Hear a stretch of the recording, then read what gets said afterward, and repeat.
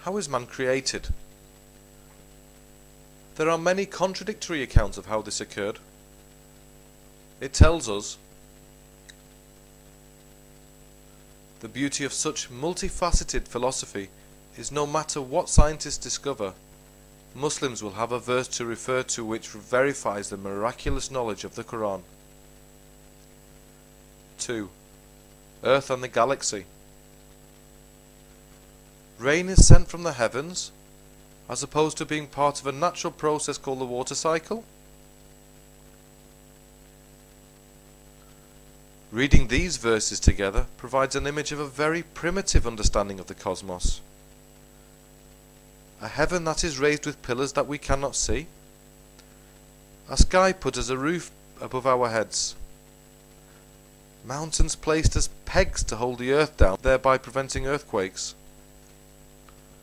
A sun that sets in a muddy spring, with people living nearby. All nonsensical concepts having no alignment with modern science. There is no description of a great explosion and the formation of solar systems with orbiting planets around centric stars. No black holes, no corona, no ionosphere or quasars, but a heaven on invisible pillars.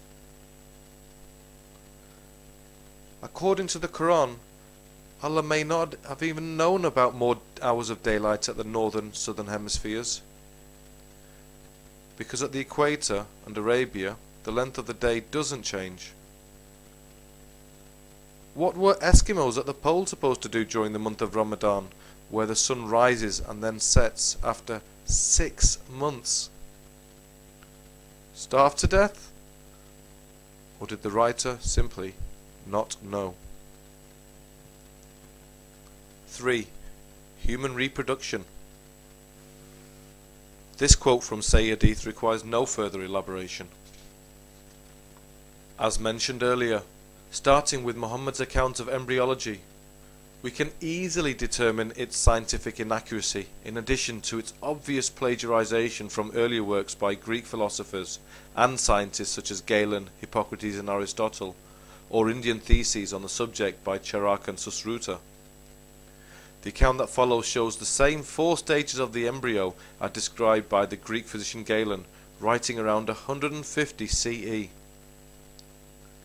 It should also be noted that one of Muhammad's companions, Harith ben Qalada, studied at the school of Jandi Shahpur in Persia and would have been well acquainted with the teachings of Aristotle, Hippocrates and Galen. Nutfa here, semen, is mentioned in verse 86.6 and is the fluid issued from between the loins and ribs, not, as we know today, from the testes. This reflects the mistaken view of Hippocrates still prevalent at the time of Muhammad. Nowhere in this description, nor the Quran, is the female's egg mentioned. As for the quotes show, it says a baby is born by a sperm turning into a blood clot and then into a lump. Out of the lump bones are formed, and then on the bones flesh is placed. In fact, organs and flesh are the first that begin cellular division and formation. Later, as the child grows, bone structures begin to develop along with organs and flesh. Another particularly lauded example is where it states in the Quran that the embryo behaves like a leech and looks like a piece of chewing gum. Having read these quotes without bias, then leech-like behaviour would have been inherently obvious during birth, as the umbilical cord bleeds when it is removed. Regarding chewed gum, I wonder if any small organism not yet fully formed could be described in this way. None of these facts would be considered as miraculous events if they were read with the same integrity as you would expect from a serious piece of research. 4. Spirits. Can there really be a spirit inside us that will rise when we are dead? Certainly, scientifically, there appears to be no proof that they exist. In fact, if ghosts, invisible beings, and magic were real and acceptable notions, then why in the real world are they derided and seen as a sign of lunacy when taken out of the context of religion? Muslims are supposed to believe in invisible spirits called jinns, which influence their daily lives. There is even a non-Muslim jinn that causes trouble to followers of Islam. The Kafir jinni influences the abnormal behavior of patients with psychiatric disorders. The Arabic word for a madman is majnoon, which means ridden by a jinn. With this knowledge, the treatment now becomes straightforward: to beat the jinni by beating the patient, and the jinn will leave. Psychiatric disorders are still treated this way in many Islamic countries. It sounds particularly harsh when it is Allah who in the first place created them. And as it may now be down to the simple fact that they had not even eaten enough dates in the morning. 5. Food and prevention of disease.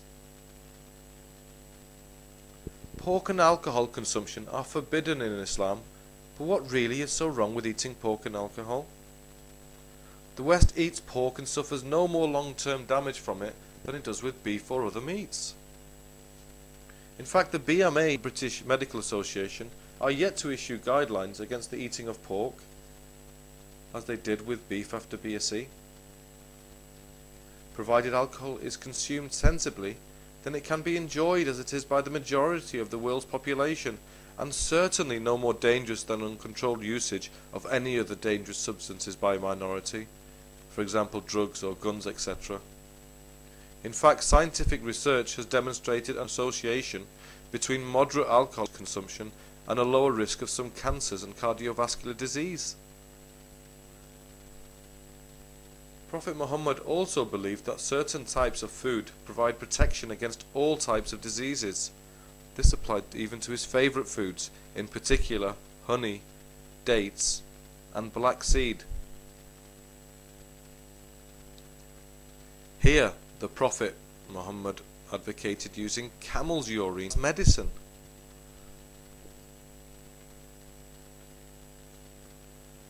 The Quran has mentioned vegetables and fruits as well, but strangely enough the fruits mentioned for medicine and food were the only ones available in Arabia at the time. No exotic passion fruits, kiwi or pineapples available in heaven, only 14th century Arab fruits. This erroneous discovery of the healing property of flies' wings is described in the Sahih, but sadly it fails to specify which one of the flies' wings to eat for the miracle cure from the disease. I am sure many scholars could find ways to justify these clauses, as I am sure I could if I felt obligated to try. But would it be justification for justification's sake? However, it remains to be said that if the book was not a conspiracy or vision created by the need of rulers or individuals to find order and peace in an otherwise unruly and uncivilized society of the time, but actually written with divine knowledge and really was a book of God, then such oddities and inconsistencies surely would just not arise.